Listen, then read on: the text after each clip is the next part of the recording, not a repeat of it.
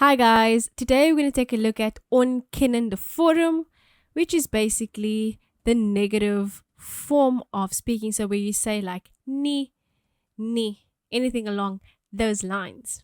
Alright, so we're going to take a look at when you use one ni, when you use two knees, and Stompie is very important to know here. You have to know what is your subject, what is your object, and those things. Okay, so when do we use a single ni? So when you have one verb and you have no object, then you will only use one ni. So, for example, ek sing. There's a subject and there's a verb, but there's no object. So we only use, the answer will be ek sing nie.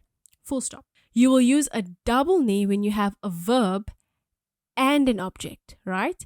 Then your first ni will be after your verb, and your second ni will be at the end of your sentence. So, for example, ek lees a book. Your answer will be in the ontkennend.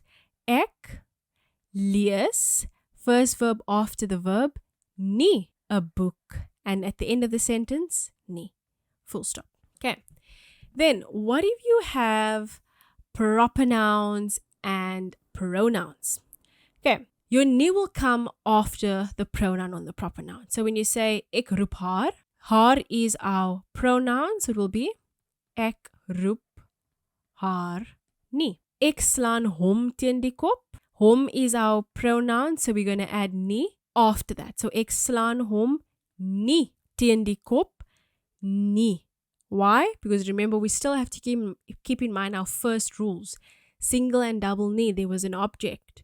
So then is a double ni. Then when you have to, this is usually what you guys are going to get in the exams, when you have to answer a question in the negative. So how to write your answer in the negative? You will start with near, you add a comma, your subject, verb 1, ni, and then your object and ni. If there is an object or ni. Remember, single ni, double ni. Eet die kinders die kos, near, comma, subject is die kinders. Die kinders, verb 1, eet, add nie, object, die kos, and nie, die kos nie. Nee, die kinders eet nie, die kos nie. Then, when you have to answer in the negative, but there's a pronoun in your sentence. So, hou jy van skool? You again start with nee, so nee, comma.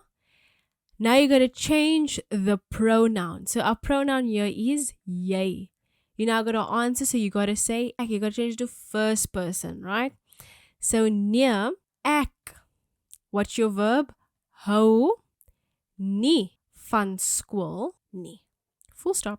Then when you have a command, when you got to change a command to a negative. So, antwoord die telefoon. So your first step is to write moenie. Then you add your object. Our object is die telefoon. So moenie die telefoon. Add your verb 1, which is antwoord. So moenie die telefoon antwoord. And then you add nie at the end. Nie. Moenie die telefoon antwoord nie. Then again a command, but now you're going to add an asseblief. So then you write step 1, moet. Step 2, asseblief. And step 3, nie. Moet asseblief nie. Then you add your object, which is the telephone. So, moet asseblief nie die telefoon. Verb is antwoord. Antwoord. And then step 6, nie. Moet asseblief nie die telefoon antwoord nie. Okay. Then there's certain words that changes in the negative. So, alles of iets becomes niks nie. Almal of iemand becomes niemand nie. Al of ooit becomes nooit nie, never. Moet becomes moenie. Alreeds become nog nie, not yet. Al ergens becomes nog nêrens nie, nowhere. Al ooit becomes nog nooit nie, and al becomes nog. What is very important is that you can't have a double negative. So when you have when you have to change a word or a sentence to ontkennen, but it has a double negative. So for example, was iemand ooit winkel toe? Iemand can change to a negative and ooit can change to a negative. But in a sentence, you can't have a double negative. So the only word that changed to a negative is the first word.